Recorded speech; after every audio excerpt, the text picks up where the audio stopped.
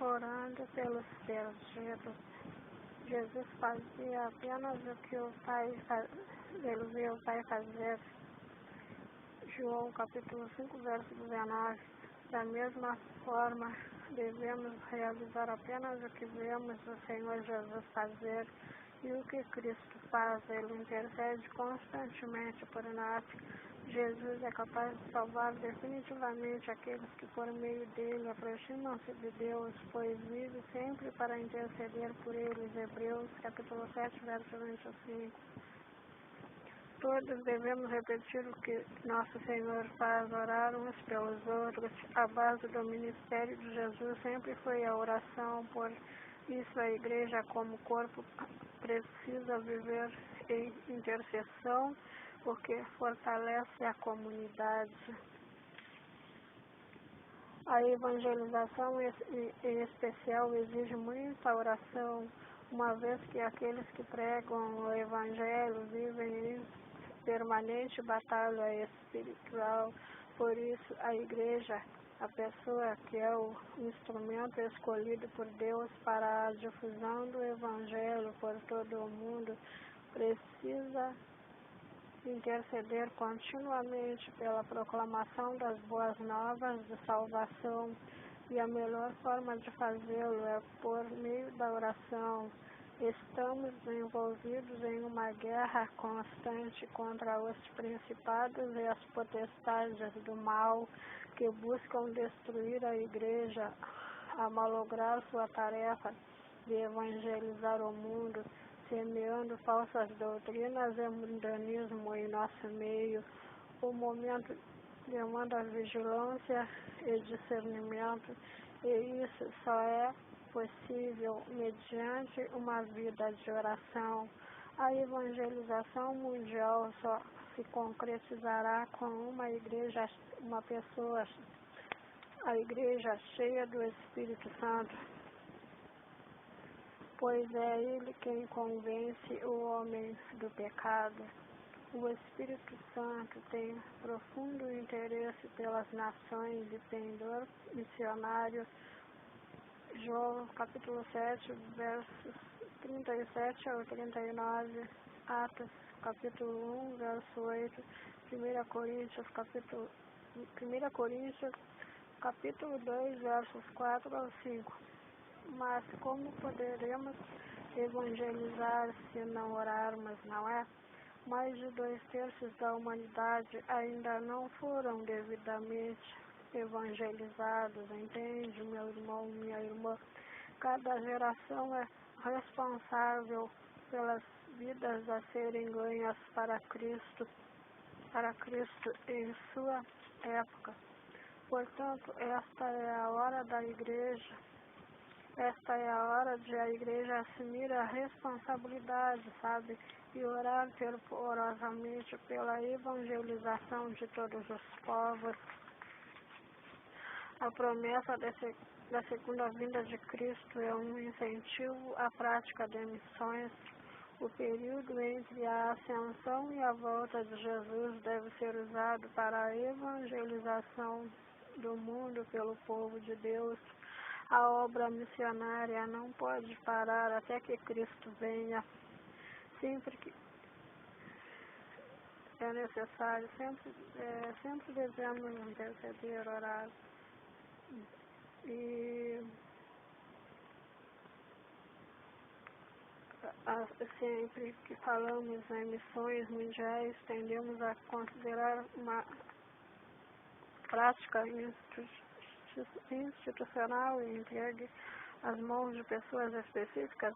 Na verdade, as missões mundiais começam pelo indivíduo, pela pessoa, junto às pessoas da própria comunidade, aos parentes e amigos. Assim, devemos compreender que evangelizar e orar pela salvação das almas é dever de todos os cristãos, é dever de cada um de nós. Deus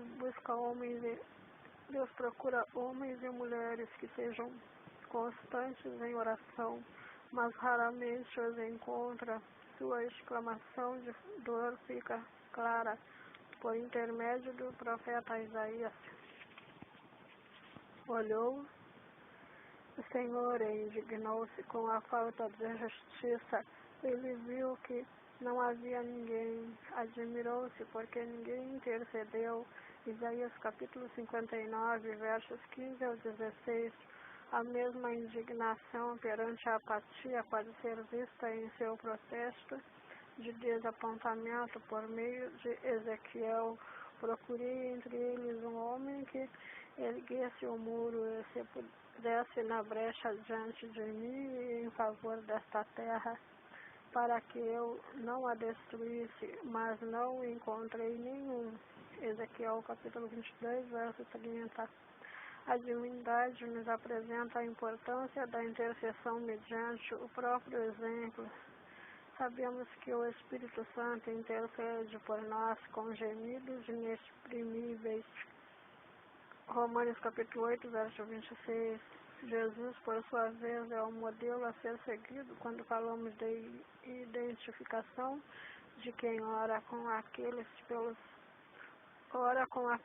pelos quais intercede, pois sabemos que Cristo derramou sua alma até a morte, carregou os pecados da humanidade e intercedeu pelos transgressores, pelos maus, como intercessor divino que clama em favor de um mundo mau. Cristo sorveu até a última gota o cálice de nossa condição perdida. Isaías falou profeticamente sobre Jesus. Ele levou o pecado de muitos e pelos transgressores intercedeu. Isaías capítulo 53, verso 12. E, meu irmão, minha irmã, o exemplo de Jesus logo começou a ser seguido por seus discípulos. Por muito tempo, o apóstolo Paulo foi sacrifício vivo para que os gentios pudessem conhecer o Evangelho. Ele era um intercessor em ação. Quando o Espírito Santo desperta no coração humano o desejo de agir em prol dos perdidos e orar pelos perdidos, não há limites para os extremos aos quais ele pode levar. Isaías teve de andar despido e descalço durante 3 anos como uma advertência ao povo de Deus. Oséias teve de se casar com uma prostituta para mostrar ao povo que o esposo celestial estava disposto a aceitar de volta sua esposa adúltera. Jeremias não teve permissão para se casar em alerta a Judá contra os terrores e a tragédia do cativeiro. Ezequiel não pôde verter uma lágrima sequer pela morte de sua esposa. Essa lista poderia continuar em uma sucessão interminável de pessoas que foram usadas como instrumentos de Deus.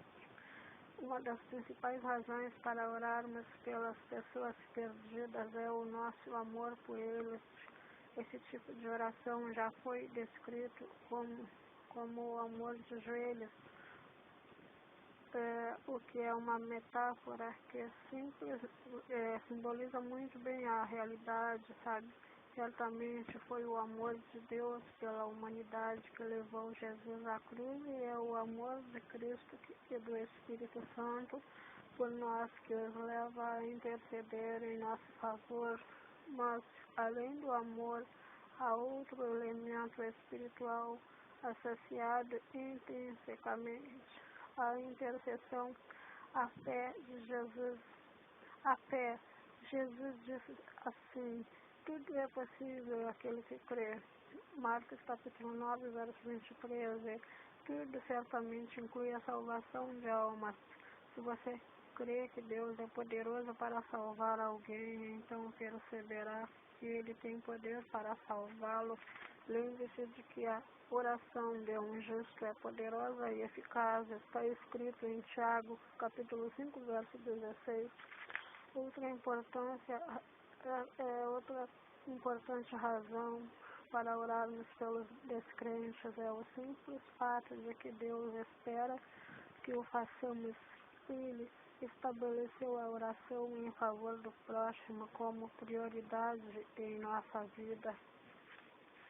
Antes de tudo, recomendo que se façam súplicas, orações, intercessões e ações de graças por todos os homens, pelos reis e por todos os que exercem autoridade, para que tenhamos uma vida tranquila e pacífica, com toda a piedade e dignidade.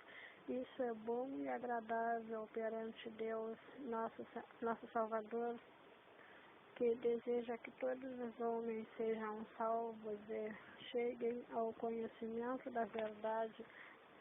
1 Timóteo capítulo 2, versos 1 ao 4. Então, Deus tornou a intercessão pelos perdidos nossa responsabilidade em fazer parte do sacerdócio santo de Deus. 1 Pedro capítulo 2, verso 5. Nos faz responsáveis pelos outros, porque os sacerdotes representam a terra perante o céu. E se você está orando por alguém há muito tempo, por determinada pessoa, especificamente se for um membro da família ou alguém próximo, sem ver resultados, recomendo que verifique sua motivação para perceber se ela é pura, pois devemos principalmente orar para que a glória de Deus se manifeste na vida daquela pessoa. Essa precisa ser a razão número 1, e devemos orar sim por todos os homens, para que sejam salvos, com a finalidade primordial de que a glória de Deus seja manifesta na vida de outros. Muitas vezes, quando nossas orações pela salvação de vidas não trazem resultados imediatos, aí vem a tendência de logo ficar frustrados ou impacientes, mas nada disso não. Isso é natural, mas não devemos nos sentir assim, sabe? Pois devemos nos lembrar sempre de que apenas o Espírito Santo somente Ele pode convencer as pessoas. Nosso papel é proclamar o Evangelho e orar para que o perdido receba Cristo pela graça mediante a fé. O resto não é responsabilidade nossa. Amém?